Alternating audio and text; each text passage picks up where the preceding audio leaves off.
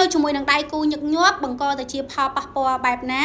ហើយងាយនឹងមានការបង្ករោគបែបណាខ្លះអញ្ចឹងជាទូទៅការឆ្លងពពួកមេរោគគឺឆ្លងតាមរយៈការរួមភេទដែលបងប្អូនមិនបានការពារដោយស្រោមអនាម័យត្រឹមត្រូវអញ្ចឹងភាគរយនៅក្នុងការឆ្លងមេរោគបានលឿនសម្រាប់បងស្ត្រីដែលគាត់មានដៃគូរួមភេទច្រើនគឺងាយនឹងធ្វើឲ្យគាត់មានការឆ្លងពពួកកាមរោគអាចនឹងមានពពួកប្រមេះទឹកបាយប្រមេះទឹកថ្លាប្រភេទជំងឺសេកមាន់ឬក៏ប្រភេទជំងឺស្វាយជាដើមដែលឆ្លងតាមរយៈការរួមភេទសម្រាប់ការរួមភេទញឹកញាប់ដោយមិនបានសម្អាតត្រឹមត្រូវអញ្ចឹងការឆ្លងពពួកកាមរោគទាំងអស់នេះមិនថាស្ត្រីឬក៏បុរសទេនៅពេលដែលនៅជាមួយនឹងដៃគូដែលផ្ទុកនៅពពួកមេរោគទាំងអស់នេះគឺងាយនឹងធ្វើឲ្យគាត់ឆាប់ចេញរោគសញ្ញាបានលឿនដោយសារតែប្រព័ន្ធរាងកាយគាត់ចុះខ្សោយហើយនៅពេលដែលមានការរួមភេទញឹកញាប់ពេកគឺងាយនឹងធ្វើឲ្យស្ត្រីឬក៏បុរសគឺមានបញ្ហាខ្សោយសុខភាពទី1ស្ត្រីគឺងាយនឹងរលាកបុរសចាប់ផ្ដើមមានការថយចំណង់ផ្លូវភេទនៅជាមួយនឹងដៃគូគឺឆាប់ចេញទៅកាមហើយសម្រាប់ស្ត្រីនៅពេលដែលមានការនៅជាមួយនឹងដៃគូញឹកញាប់ពេកគឺងាយនឹងធ្វើឲ្យស្ត្រី